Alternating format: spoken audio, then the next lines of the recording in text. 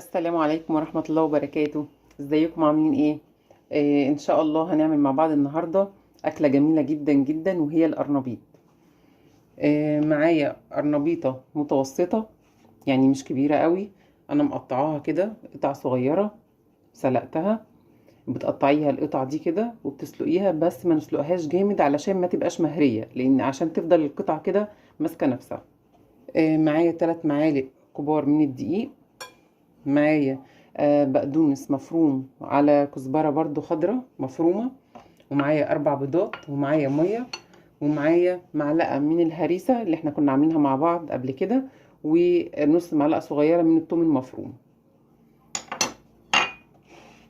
دلوقتي انا هحط المية على الدقيق. الاول بفك الدقيق بالمية، علشان لو حطيت البيض على طول على الدقيق بيعمل تكتلات وبتبقى صعبة انها تتفك، لازم تقعدي تقلبي فيه كتير او تضربيه بالمضرب.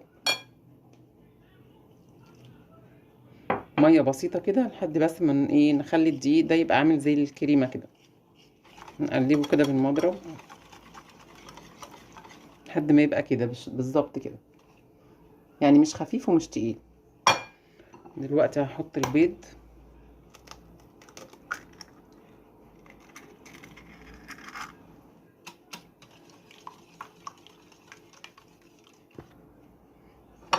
هحط دلوقتي معلقه الهريسه ونص معلقه صغيره من الثوم. كمان هنحط بقى الكزبره والبقدونس. لو عاوزين تخليه مقرمش قوي ممكن نحط مع الدقيق معلقه نشا. فلفل اسود، كمون،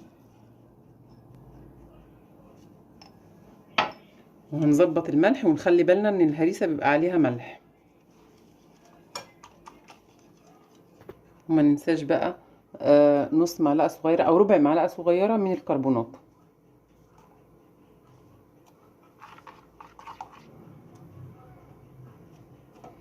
نقلبهم بقى كويس كده في البيض،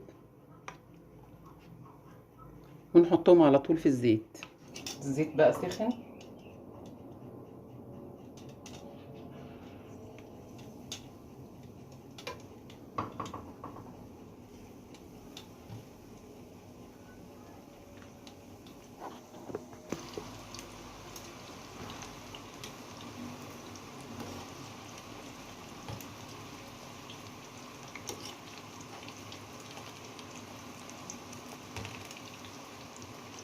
الريحة بقى جميلة جدا جدا، التوم بيديله ريحة جميلة جدا.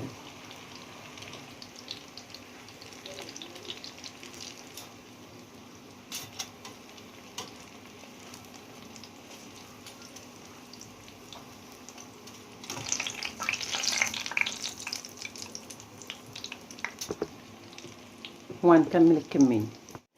وكده خلصت وصفتنا النهاردة للقرنبيط، وإن شاء الله ينال إعجابكم. لو عجبتكم وصفتي ياريت تعملوا لايك واشتراك في القناة وتفعلوا زر الجرس عشان يوصلكم كل جديد من فيديوهاتي. والسلام عليكم ورحمة الله وبركاته.